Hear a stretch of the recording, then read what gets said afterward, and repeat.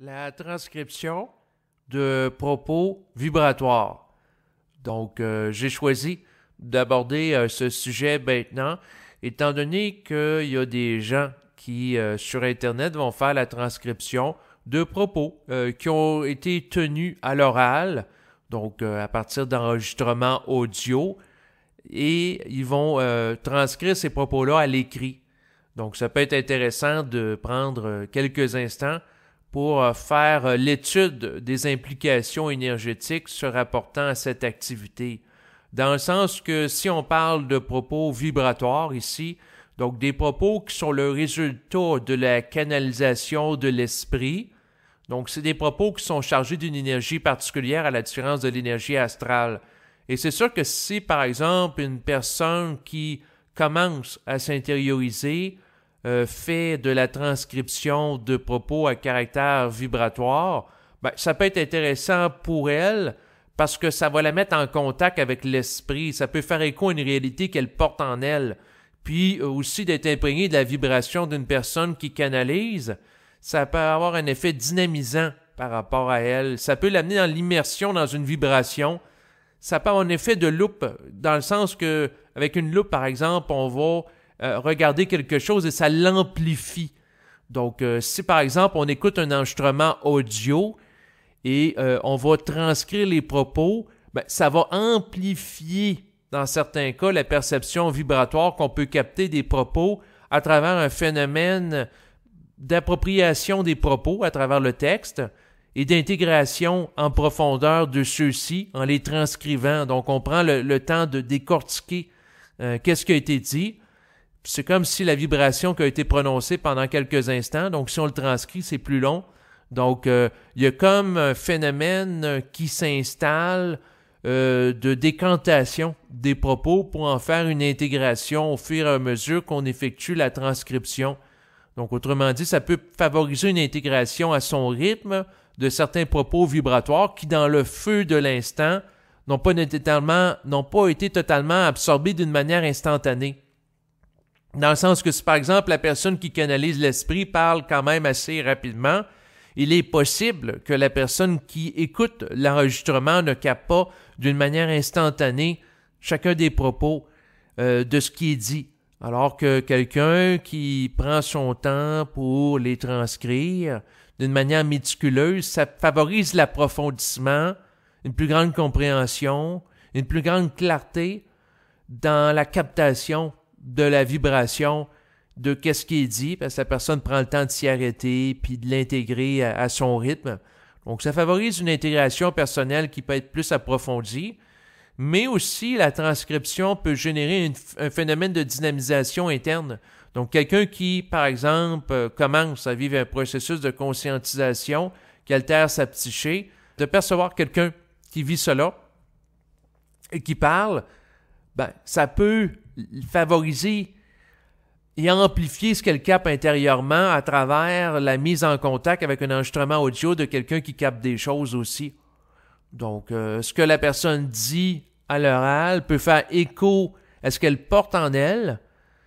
Donc, ça peut favoriser, dans certains cas, l'appropriation du fait que la personne est en contact avec une vibration, en étant en contact avec la vibration d'une autre personne, et ça peut servir éventuellement de tremplin pour que la personne en vienne à parler aussi.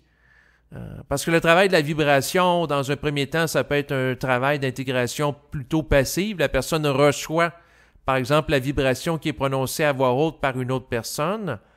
Et par la suite, c'est sûr qu'éventuellement, l'être humain qui fait cela va être appelé pour émettre cette personne-là une vibration aussi. Parce qu'il faut qu'elle vive le côté actif en plus du côté passif, parce que quelqu'un ne peut pas juste percevoir la vibration des autres puis l'intégrer à travers des transcriptions parce que c'est limitatif. Il faut éventuellement que la personne soit capable de générer elle-même une vibration puis de l'exprimer par la parole. Mais c'est sûr que temporairement, de transcrire des propos vibratoires peut avoir une utilité. Dans le sens que si on perçoit des propos vibratoires de d'autres personnes, ça peut nous faire réaliser que si on entend une personne qui parle d'une manière vibratoire, c'est parce que quelque part, ça fait écho, ça nous met en vibration intérieurement, c'est parce qu'on porte aussi à l'intérieur de nous-mêmes cette capacité de s'exprimer ainsi. Donc, ça peut favoriser une dynamisation de la personne pour s'approprier son propre potentiel pour éventuellement parler sur la vibration. Donc, c'est sûr que la question de transcrire des propos, pour moi, c'est quelque chose de temporaire, c'est quelque chose de transitionnel dans la vie d'un individu, parce qu'éventuellement, l'individu doit lui-même exprimer sa vibration. Temporairement, ça peut dynamiser. Moi, personnellement, il y a quelques années, j'avais déjà fait de la transcription de certains propos prononcés par Bernard de Montréal. J'avais fait également des synthèses en lien avec, avec un enregistrement, entre autres, que j'avais écouté de lui. La première entrevue qu'il avait accordée à Richard Glenn en 1977. Donc au début, quand je commençais à découvrir ça pour favoriser l'appropriation, la compréhension, l'approfondissement, j'avais fait des transcriptions partielles, j'avais fait une synthèse aussi de certaines idées qu'il aborde. Donc ça fait partie du processus d'intégration d'une vibration. Je t'ai mis en vibration par rapport à son matériel parce qu'en réalité, mon esprit cherchait à attirer mon attention sur lui pour que éventuellement je parle moi-même et je le canalise. Donc autrement dit, on peut être mis en vibration pendant un certain temps de notre vie pour transcrire du matériel de d'autres personnes, parce que l'esprit cherche à attirer notre attention sur une autre personne qui parle pour tranquillement nous faire accepter, normaliser dans notre psyché le fait que nous autres aussi on peut parler. Donc autrement dit, si on voit quelqu'un qui parle, ça peut servir de modèle temporaire pour nous amener à réaliser que nous-mêmes, on est porteurs d'une parole. Puis le simple fait d'être dynamisé par une parole qu'on entend qui est vibratoire, puis d'être capable de le capter puis de l'intercepter psychiquement, doit nous faire réaliser que si ça fait écho à une réalité à l'intérieur de nous, c'est parce qu'on porte ça en soi, sinon ça ne nous intéresserait pas du tout. Donc voilà l'utilité de la transcription. La transcription, ça peut servir à intégrer une vibration véhiculée par une autre personne qui fait écho à notre esprit, puis éventuellement nous dynamiser, puis nous amener à connaître une communication interne avec notre esprit, puis éventuellement aussi de la canalisation à haute voix. Et c'est sûr que le phénomène de la transcription a des limites aussi, parce que si on est continuellement imprégné d'une vibration d'une autre personne, on ne vit pas en fonction de soi. Parce que lorsqu'on transcrit les propos d'une personne, si on s'immerge dans son énergie, on n'est pas dans son énergie, on n'habite pas ses souliers, on est dans les mocassins d'une autre personne. Donc, c'est pas confortable énergétiquement parlant, c'est pas viable parce que chaque être humain a un taux vibratoire qui est unique. C'est sûr que si le taux vibratoire de la personne qu'on transcrit les propos est plus élevé que le sien, que le nôtre, oui, ça peut nous dynamiser parce que toucher une vibration qui est plus haute, ça peut être vitalisant. Par contre, ça a ses limites parce qu'à quelque part, il ne faut pas mettre non plus l'autre personne sur un piédestal. Puis éventuellement, il faut rehausser sa vibration pour que la nôtre devienne plus haute. Puis éventuellement, l'être humain, il y a un adage qui dit le maître doit être dépassé, l'élève doit dépasser le maître, devrais-je dire. Donc c'est sûr que c'est un langage ancien, là, mais je veux dire, c'est que l'être humain qui capte la vibration d'un autre doit réaliser qu'éventuellement, il doit rehausser son taux vibratoire pour l'égaliser puis aller plus loin dans son évolution. Donc, il ne doit pas s'arrêter à la vibration d'une autre personne parce que sans ça, c'est limitatif. Puis aussi, ça fait en sorte que l'être humain, en étant imprégné de la vibration d'un autre, il est dans l'antéphasage par rapport à lui-même. Dans le sens que si on pense, entre autres, au domaine du théâtre, vous avez des acteurs qui vont interpréter des personnages. Donc, si c'est un personnage historique qui est interprété par quelqu'un, dont l'acteur va transcrire ses propos, va transmettre ses propos à travers son jeu.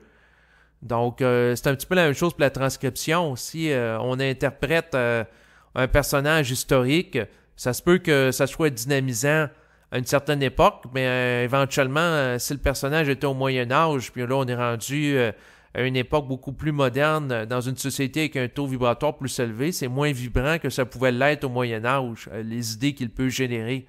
Et c'est la même chose. Si quelqu'un s'arrête sur une personne qui transcrit, puis juste transcrire celle-là, éventuellement, il y a une stagnation énergétique qui s'installe.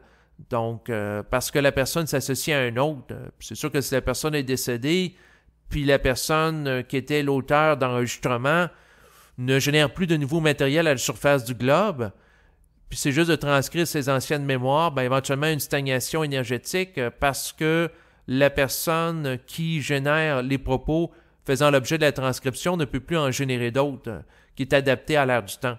Donc, des propos très ajustés aujourd'hui qui ont pu être prononcés par un initié il y a quelques années, ça a encore une pertinence. Par contre, éventuellement, ça va être en déphasage avec la civilisation, au même titre que les propos qui ont pu être tenus par des gens dans le passé. Donc, toute chose change, évolue, s'ajuste.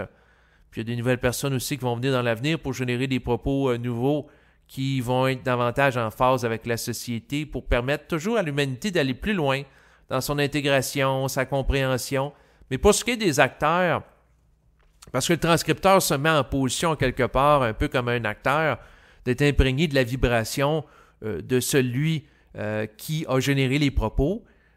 Si on regarde un acteur qui va jouer le rôle d'un personnage historique, il s'imprègne de sa vibration, puis ça c'est pour le meilleur et pour le pire. Donc si c'est un héros, ça peut être extrêmement agréable, mais si c'est un zéro, si c'est un criminel, si c'est quelqu'un qui a des problèmes de santé mentale lourds, donc si la personne interprète un personnage qui est dépressif fortement, puis la personne interprète ça pendant plusieurs jours, plusieurs semaines, en s'imprégnant de cette énergie de l'individu qui était dépressif dont on en fait l'interprétation, si on se connecte psychiquement à son essence, puis on s'ouvre à lui pour s'en imprégner totalement, on peut vivre un phénomène de possession énergétique par l'autre personne, ce qui fait en sorte que la personne peut éventuellement devenir dépressive. Donc la personne joue tellement bien son personnage en tant qu'acteur qu'elle devient dépressive elle-même. Puis là, l'acteur, il faut qu'il soit traité avec des antidépresseurs par la suite parce qu'il a été trop imprégné par le personnage.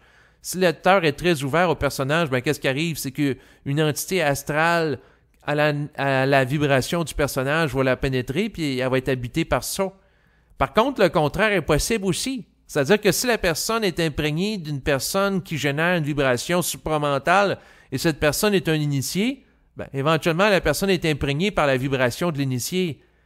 Puis ça peut participer à changer son taux vibratoire. Par contre, ce qu'il faut comprendre, c'est que la personne doit devenir autonome, ne doit pas vivre en fonction d'un autre individu à l'extérieur d'elle parce que ça la garde dans une position de dépendance, puis elle doit générer elle-même une vibration pour être capable de transcrire le réel qu'elle porte en elle. Et c'est la finalité de la transcription. Donc, autrement dit, l'esprit qui va se manifester dans la conscience d'un individu qui en est le canal va vouloir s'exprimer à travers lui. Puis à mesure que la personne augmente son taux vibratoire, puis à mesure que l'esprit en elle va vouloir s'exprimer, ce qui va faire éventuellement que la personne qui transcrivait passivement les propos de d'autres personnes va chercher à en émettre elle-même créativement. Ça fait partie de son évolution naturelle, normale. Puis pendant ce temps-là, il est possible que d'autres personnes s'intéressent à la transcription, qui vont prendre le relais pour la transcription de certaines personnes ou qui vont transcrire les propos de l'ancienne transcriptrice. Parce que la vie, c'est une chaîne évolutive. Il y a des parents, il y a des enfants, et ainsi de suite. Donc, l'évolution est constante, l'évolution est continuelle. Puis de transcrire des propos, ça peut faire partie du processus de développement d'une personne, mais c'est une étape. C'est pas une finalité, c'est pas un aboutissement. Ça peut être un passage temporaire. C'est pas nécessairement obligatoire, mais ça peut être temporaire puis utile pour certaines personnes de s'imprégner de la vibration d'une autre qui est canalisée pour les amener à accepter le fait qu'elles peuvent elles-mêmes générer une vibration. Puis le simple fait de percevoir la vibration d'une autre personne qui est générée par sa parole ramène au fait que le semblable n'est connu que par le semblable. Donc, pour que quelqu'un soit efficace pour transcrire les propos d'une personne, il faut qu'à quelque part, elle soit elle-même branchée sur la même source, c'est-à-dire l'esprit. Donc, si c'est des propos qui proviennent de l'esprit, la personne doit être en contact avec l'esprit pour être capable de comprendre d'une manière adéquate la personne qui transmet des propos verbaux qui proviennent de l'esprit pour être capable éventuellement d'avoir une intuition en relation avec ce que la personne dit pour même ajuster son texte dans l'esprit qui est derrière les propos. Autrement dit, il en vient un point qu'une personne peut être tellement imprégnée par un communicateur à l'oral que la personne peut être capable de compléter des phrases que la personne s'exprimant d'une manière verbale qui passe parfois d'une idée à l'autre, n'aurait pas complété. Dans le sens que quelqu'un, verbalement, peut commencer à dire quelque chose, puis à un moment donné, il perd le fil, puis il passe à autre chose. Si la personne qui transcrit les propos a une sensibilité de captation de ce que la personne dit, puis est capable de se brancher à l'esprit, ben, elle va être capable de finir une phrase qui avait été commencée par une autre personne. Puis arriver parfois même à, comment dire, ouais, il peut y avoir une complémentarité qui s'installe, dans le sens que la personne peut anticiper qu'est-ce que la personne va dire en complétant sa phrase. Parce qu'elle va être capable de capter l'idée qui est derrière le propos en se branchant sur la même source qu'elle. Donc, un phénomène de branchement psychique qui peut s'installer entre la personne qui parle à voix haute et entre la personne qui fait la transcription des propos. Donc, les deux peuvent se brancher sur la même essence énergétique au même titre que l'acteur peut se brancher sur l'entité qui a déjà vécu sur Terre dont il fait l'interprétation, par exemple, de sa vie. Donc, si la personne s'imprègne de l'essence d'une personne qui était maniaco-dépressive, éventuellement, elle peut devenir elle-même maniaco-dépressive, étant fortement imprégnée de sa vibration. Donc, des phénomènes qui peuvent se produire en relation avec ça, d'où le fait que de faire du théâtre ou de la transcription à répétition, c'est extrêmement délicat parce qu'il y a des implications énergétiques associées à cela. Parce qu'une vibration qui est dégagée par une personne a de l'impact sur son aura. Donc, autrement dit, quelqu'un qui transcrit les propos d'une personne, ça a un impact sur sa structure d'énergie parce qu'elle est en mode absorption de son énergie. Donc, ça a certains enjeux. Et c'est sûr que la transcription, ça a son utilité, bien sûr. Il faut voir ça comme étant ni bon ni mauvais. C'est tout simplement mettre les choses en contexte. C'est un petit peu comme un couteau. On peut se servir d'un couteau pour mettre de la margarine sur une tranche de pain, mais le couteau peut aussi servir pour blesser une autre personne et mettre sa vie en danger. Donc, tout est à double tranchant. Les effets d'une transcription, ça peut amplifier un mouvement vibratoire. Donc, c'est sûr que si c'est de la transcription de propos qui sont très vibrants, ben ça peut favoriser une dynamisation dans le sens de suivre de plus en plus son esprit si les propos proviennent de l'esprit. Mais si c'est des propos qui proviennent de l'astral, puis d'entités négatives, ben, ça peut faire en sorte que la personne devienne éventuellement imprégnée de cela et chevauchée de l'astral, c'est-à-dire par les mêmes entités qui ont chevauché la personne qui ont prononcé ces propos. D'où les limites associées aux transcriptions. Donc, on peut avoir un phénomène de rehaussement vibratoire qui est favorisé par ça, au même titre qu'un phénomène aussi d'abaissement vibratoire si la personne n'y prend pas garde. D'où l'importance du discernement par rapport à qui ou quelle personne on transcrit ou quelle personne on va jouer le rôle au théâtre ou non. Mais c'est sûr que quelqu'un qui est très avancé en conscience de ma compréhension ne sera pas intéressé de jouer des rôles au théâtre qui sont variés parce que ça va l'imprégner de différentes vibrations, puis il y en a des vibrations qui sont plus lourdes.